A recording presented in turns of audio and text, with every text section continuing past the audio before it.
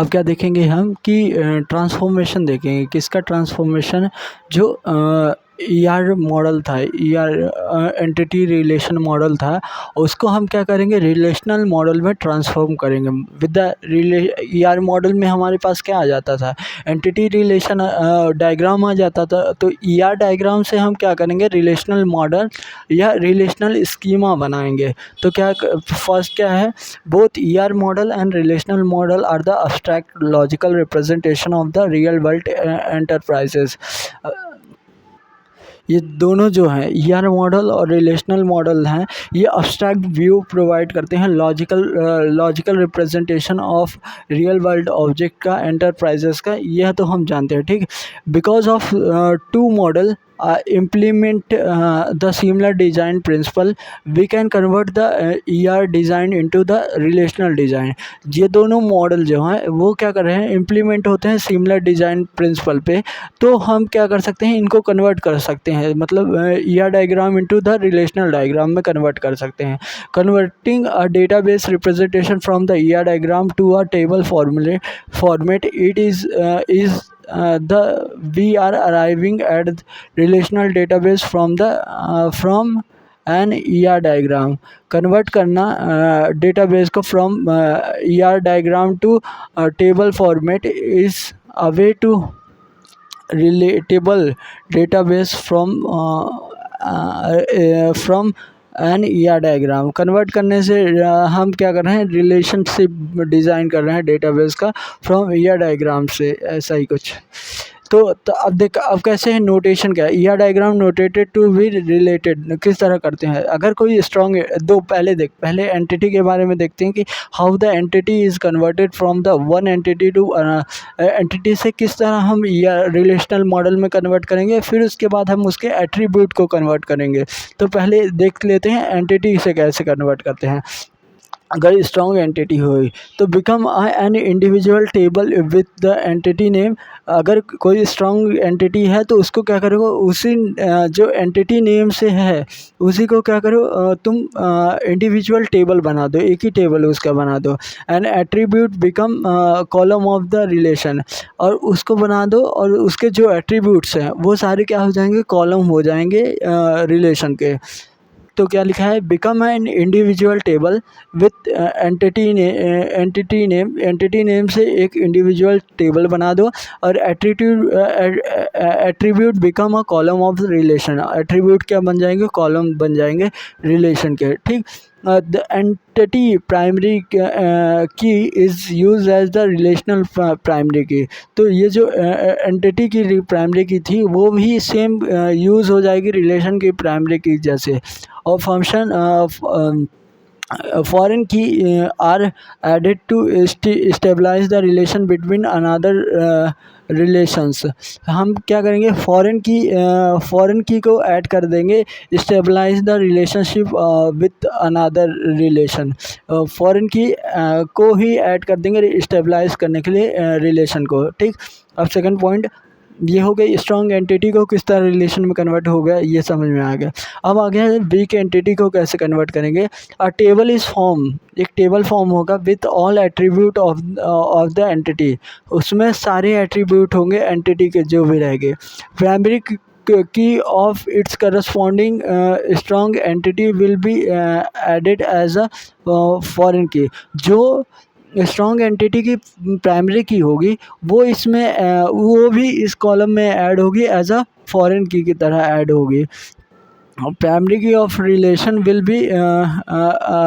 B composite primary की। ये relation की ये जो एंटिटी बना है, ये रिलेशन टेबल बना है, इसमें जो प्राइमरी की होगी वो क्या होगी, कंपोजिट की प्राइमरी की बनेगी। मतलब किसका रहेगा, फंक्शनल फॉरेन की रहेगा उसका, स्ट्रॉन्ग एंटिटी का, प्लस पार्शियल डिटर्मिनेशन की, जो इसका पार्शियल डिटर्मिनेशन की रहेगी, जो वीक एंटिटी को आइडेंटिफाई करने में थोड़ी बहुत हेल्प कर रही है, वो दोनों का कंबाइन होकर ये क्या बनाएगा, कंपोजिट प्राइमरी की बनाएगा, ठीक। इसका एग्जांपल देख लेते हैं। जैसे क्या है, स्ट्रॉन्ग एंटिटी का लोन है, लोन नंबर और क्या है, अमाउंट है। तो क्या है अपने पास, तो लोन और लोन नंबर। तो इसके लिए लोन नाम के स्ट्रॉन्ग एंटिटी का बता रहा हूँ। स्ट्रॉन्ग एंटिटी में क्या है, लोन नंबर है और अमाउंट है। तो लोन का एक टेबल नाम, लोन नाम से टेबल बनेगा और लोन नंबर और लोन अमाउंट के नाम से इसके कॉलम बन जाएंगे। तो सिमिलरली अगर वीक एंटिटी है, जैसे लोन और फिर रिलेशन है इसका पेमेंट के साथ, पेमेंट यहाँ पे वीक एंटिटी है और लोन क्या है, लोन पेमेंट करके एक इन दोनों के बीच में डायमंड का क्या है, रिलेशन है। तो लोन पेमेंट क्या है, डबल डायमंड में है और पेमेंट भी डबल डायमंड में है। पेमेंट में कौन कौन से एट्रीब्यूट है, पेमेंट नंबर, पेमेंट डिक्लेरेशन और पेमेंट अमाउंट। तो और लोन स्ट्रॉन्ग एंटिटी है, उसका लोन नंबर एक प्राइमरी की है। तो जो रिलेशन मोड होगा इनके, इसमें जैसे पेमेंट के 3 एट्रीब्यूट हैं, ये तीनों एट्रीब्यूट रहेंगे प्लस एक लोन का जो यूनिक वाला है प्राइमरी की वाला लोन नंबर, वो भी क्या होगा इसमें ऐड होगा। और इसकी प्राइमरी की क्या होगी, कंबाइन होकर लोन नंबर और पेमेंट नंबर ये हो जाएगी इस रिलेशन की पेमेंट टेबल की प्राइमरी की। और लोन नंबर अगर की बात करें तो ये सिंपल क्या रहेगी, फॉरेन की रहेगी, फॉरेन की हो जाएगी। अब हमने एंटिटी का रिलेशन देख लिया कि how to convert the entity into the relation. अब देखते हैं how we convert the attribute in the relational model में कैसे कन्वर्ट करेंगे। तो पहले देख, सिंगल वैल्यू एट्रीब्यूट रहा तो उसके लिए जिसकी एक ही वैल्यू एग्जिस्ट करती है, जो कि पार्शियली डिवाइड नहीं हो सकता। जैसे फ़ोन नंबर, उसका डिवाइड करने से कोई सिग्निफिकेंट नहीं मिलेगा। आधार नंबर, DOB, इसको नहीं डिवाइड कर सकते। तो ये क्या होगा, single value attribute. Represent a column directly in the table, relational table. इसके लिए क्या करेंगे, डायरेक्ट एक कॉलम ही असाइन कर देंगे टेबल में, रिलेशनल टेबल में एक कॉलम ही असाइन कर देंगे। अब थर्ड होगा सिंगल वैल्यू एट्रीब्यूट। अब सेकंड आता है कंपोजिट एट्रीब्यूट। कंपोजिट एट्रीब्यूट क्या होता है, जो एट्रीब्यूट की मतलब डिवाइड कर सके हैं। तो जैसे एड्रेस को pin number, street number, area number, इस तरह में डिवाइड कर सकते हैं। तो इसको क्या करते हैं अपन, इसके लिए जो एड्रेस है उसको क्या कर देते हैं, इंडिविजुअल खुद का, जैसे स्ट्रीट नंबर, रूम नंबर, इनके लिए सब सेपरेट एक कॉलम बना देते हो। तो क्या लिखा है, composite attribute handled by the creating the separate attributes itself in the original relation for the each composite attribute। ये कि हैंडल किया जाता है, क्रिएट कर देते हैं सेपरेट एट्रीब्यूट खुद के द्वारा इन ओरिजिनल रिलेशन में ही फॉर ईच कंपोजिट एट्रीब्यूट, हर एट्रीब्यूट के लिए। फॉर एग्जांपल एड्रेस है, एड्रेस में क्या है, स्ट्रीट नंबर और house number is the composite attribute in customer relation. We add the street number एक सेपरेट और address house number as new column. तो एड्रेस स्ट्रीट नंबर और एड्रेस हाउस नंबर ये दोनों ऐड करेंगे न्यू कॉलम में, is in the attribute and ignore कर देंगे, ignore address as a attribute. अब इसमें जो मेन रहेगा, जो एड्रेस वाला एट्रीब्यूट था, एट्रीब्यूट के अंदर ये दो चीज़ थी, तो एड्रेस वाला एट्रीब्यूट के अंदर ये दोनों चीज़ तो एड्रेस को हटा देंगे और ये दो चीज़ इंक्लूड कर देंगे, ठीक। अब आते हैं multi value attribute. Composite attribute को समझ गया। अगर इसका एग्जांपल की बात करूं तो जैसे पिन कोड है और स्ट्रीट नंबर है, तो मैंने कॉलम 2 ही बनाया है, address pin code, address street number, बस यही 2 कॉलम बनाया है और तीसरा कोई नहीं बनाया है, ठीक। ये हो गया मल्टी वैल्यू एट्रीब्यूट मतलब जिसका more than two value exist करे। फॉर एग्जांपल कस्टमर का मोबाइल नंबर, इसकी वैल्यू कितनी हो सकती है, कस्टमर के पास 2 से ज़्यादा मोबाइल नंबर हो सकते हैं, तो वो क्या हो गया, multi value attribute. New table name as original attribute name, उसके लिए क्या करते हैं, एक न्यू टेबल बनाते हैं, are created for each multi value attribute. हर मल्टी वैल्यू एट्रीब्यूट के लिए क्या करते हैं, एक न्यू टेबल बनाते हैं, उसके लिए एक न्यू टेबल बनाते हैं। Primary key of the entity is use as a column foreign key in the name table. जो प्राइमरी की होगी एंटिटी की वो क्या क्या यूज़ होगी इसमें, फॉरेन की तरह यूज़ होगी। और multi value attribute haves the similar name is added as a column to the defined the multiple value. Multi value attribute में क्या हो सकता है कि एक कॉलम में मल्टीपल सेम वैल्यू हो सकती हैं, ताकि डिफ़ाइन कर सकें, डिफ़ाइन द मल्टी वैल्यू, एक ही चीज़ की मल्टीपल जो वैल्यू हैं उसको डिफ़ाइन कर सकते हैं। Primary key of the table would be foreign की प्लस मल्टी वैल्यू नेम। तो प्राइमरी की क्या हो जाएगी, जो फॉरेन की रहेगी वही प्लस मल्टी वैल्यू नेम जो रहेगा, इन दोनों को कंबाइन करने किससे क्या बन जाएगा, अपनी प्राइमरी की बन जाएगी। Example for the strong entity employ depends name. तो इस मल्टी वैल्यू, जैसे कोई एम्प्लॉय है और उसके लोन लिया है तो डिपेंडेंसी उसके बहुत सारे लोग, अगर उसके पिताजी नहीं चुका पाए तो माँ वो बेटा खुद चुकाएगा।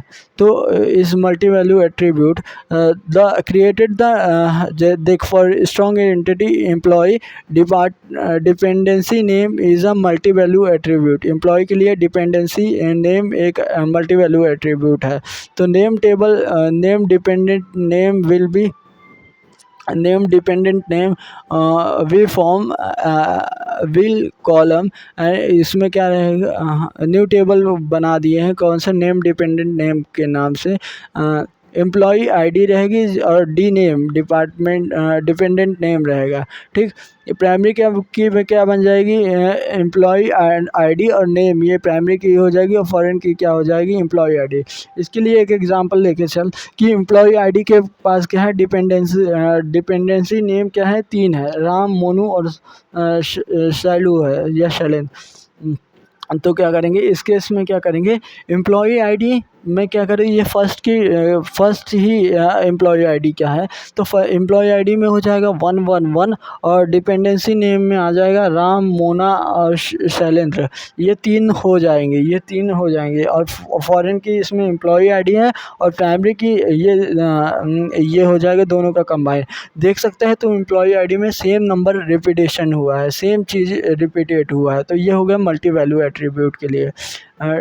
डेराइव एट्रीब्यूट के लिए हम क्या करते हैं, no consideration in the table, उसको टेबल में कंसीडर ही नहीं करते हैं। ठीक, अब देख जनरलाइजेशन क्या होता है, जनरलाइजेशन में क्या करते हैं, दो चीज़ों को मिला के क्या कर देते हैं, अगर सेम कॉमन एट्रीब्यूट है तो उसको क्या कर देते हैं, ऊपर रख देते हैं जनरलाइजेशन में।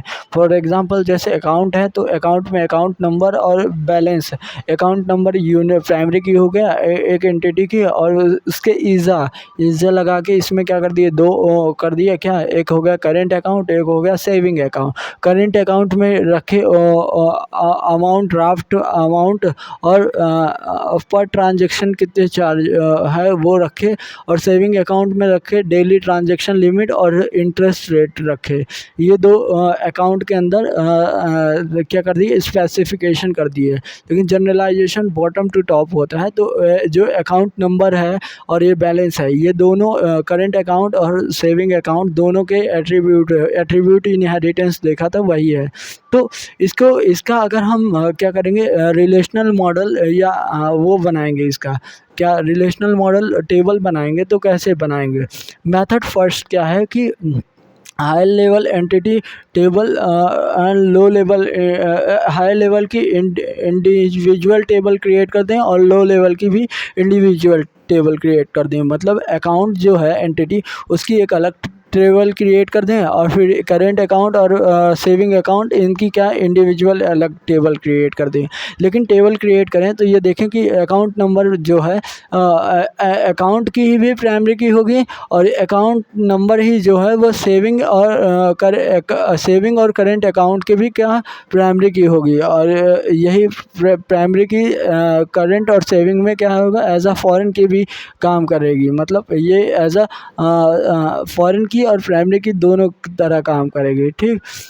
और मेथड 2 क्या है कि जो एट्रीब्यूट है फर्स्ट में अकाउंट नंबर और बैलेंस, ये दोनों स्पेसिफिकेशन जो है करंट अकाउंट और सेविंग अकाउंट, इन दोनों को इंडिविजुअली दे दें तो अपने अकाउंट मतलब फिर दो ही टेबल बनाए जो कि क्या होगी, सेविंग अकाउंट और करंट अकाउंट की होगी। तो सेविंग अकाउंट के अंदर क्या एट्रीब्यूट हो जाएंगे, अकाउंट नंबर और अकाउंट बैलेंस, और वो जो सेविंग अकाउंट के एट्रीब्यूट थे वो सारे इसी तरह करंट अकाउंट के क्या हो जाएंगे, एट्रीब्यूट अकाउंट नंबर और बैलेंस, और जो करंट अकाउंट के एट्रीब्यूट थे वो सारे। और इसमें प्राइमरी के क्या रह जाएगी, अकाउंट नंबर 2। लेकिन इसके दो ड्रॉबैक है। पहला कि अगर पहली बात तो हम प्राइमरी की दोनों में यूज़ कर रहे हैं, दोनों टेबल में यूज़ कर रहे हैं। इस वाले मैं सेकंड मेथड की बात कर रहा हूँ, दोनों में यूज़ कर रहे हैं प्राइमरी की, तो account number as a foreign key भी काम कर रहा है रिलेशन को दिखाने के लिए, और प्राइमरी की भी काम कर रहा है, उसकी कोई दिक्कत नहीं। लेकिन बैलेंस क्या कर रहे हैं, हम सेविंग में भी वही सेम स्टोर कर रहे हैं और क्या करंट में भी वही सेम स्टोर कर रहे हैं। तो ओवरलैपिंग जनरलाइजेशन हो रही है बैलेंस के लिए, तो ये वॉलेट कर रहा है रूल को। और सेकंड क्या, इफ़ ऐसा कोई बैंक है, अकाउंट है जो कि ना तो सेविंग है ना तो करेंट है, तो फिर उसको कहाँ रखेंगे, उसको कहाँ रिप्रेजेंट करेंगे। तो सेकंड में ये ड्रॉबैक आता है। तो इसको रीड कर देता हूँ। जनरलाइजेशन मेथड 1 क्या है, create a table for the higher level entity set and for each low level entity set. Create करते हैं table for the higher level entity set के लिए और लो लेवल एंटिटी सेट के लिए भी क्रिएट करते हैं। Create a table that included the column for each attribute of the entity set plus a column for the each attribute is primary key of the higher level entity set. Create करते हैं हर attribute के लिए column, और जो higher level में entity में जो primary की है वही सब में क्या हो जाएगी, प्राइमरी की हो जाएगी। For example banking system generalization account number and saving account as a saving and current. तो अकाउंट पहली टेबल बना दे अकाउंट, जिसमें अकाउंट नंबर हो जाएगा प्राइमरी की और बैलेंस हो जाएगा। टेबल सेकंड बना दें जो सेविंग अकाउंट हो जाएगा, जिसमें क्या हो जाएगा, सेविंग नंबर अकाउंट नंबर हो जाएगा, इंटरेस्ट रेट और डेली विड्रॉवल लिमिट, जिसमें अकाउंट नंबर प्राइमरी की हो जाएगा। टेबल 3 हो जाएगा जो कि करंट अकाउंट हो जाएगा, इसमें क्या होगा, प्राइमरी की अकाउंट नंबर होगा and over drafting amount per transaction charge, ये क्या हो जाए, ये दोनों अलग अलग कॉलम बन जाएंगे, ठीक। मेथड 2 क्या है, an alternative representation is also is possible. इसका अलावा एक अल्टरनेटिव रिप्रेजेंटेशन भी पॉसिबल है। If generalization is disjoint and completed, अगर जनरलाइजेशन को क्या करें, डिसजॉइंट कर दें, हटा ही दें, that is if no entity is a member of two lower entity set directly below a high level entity set. अगर कोई एंटिटी सेट क्या है वो लो लेवल की एंटिटी नहीं है, डायरेक्टली उससे क्या मिल गया, हाई लेवल एंटिटी सेट मिला। इफ़ एवरी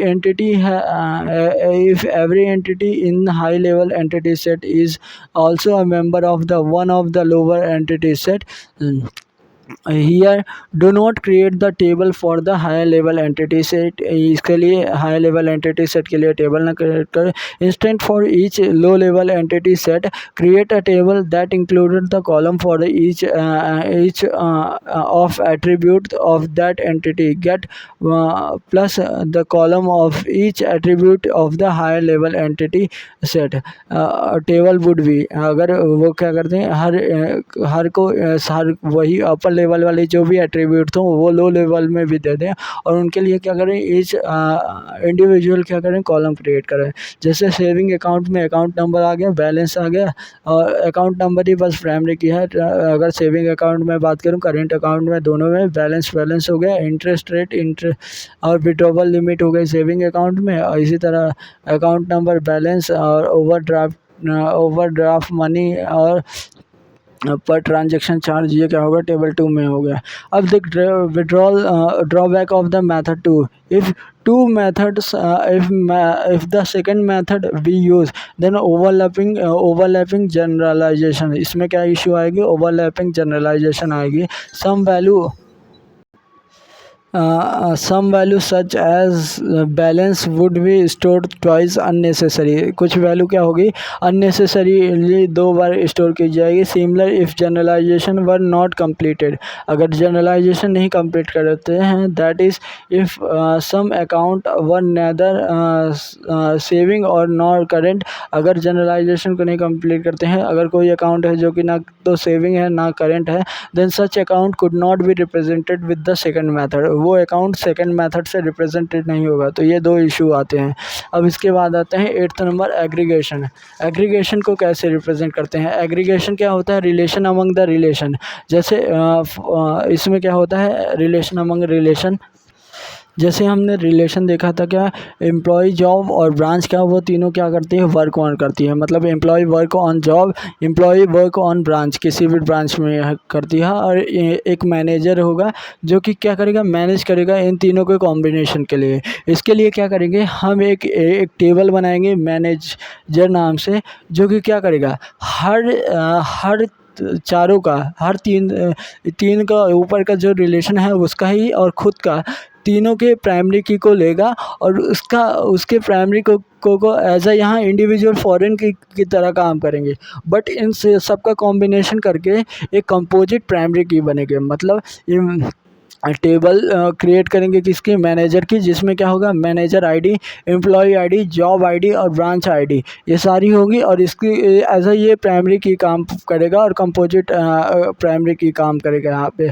ये देखेगा तो एम्प्लॉय आईडी, जॉब आईडी और ब्रांच आईडी, ये तीनों क्या है इंडिविजुअल प्राइमरी की है और यहाँ पे एज अ फॉरेन की काम करेंगे।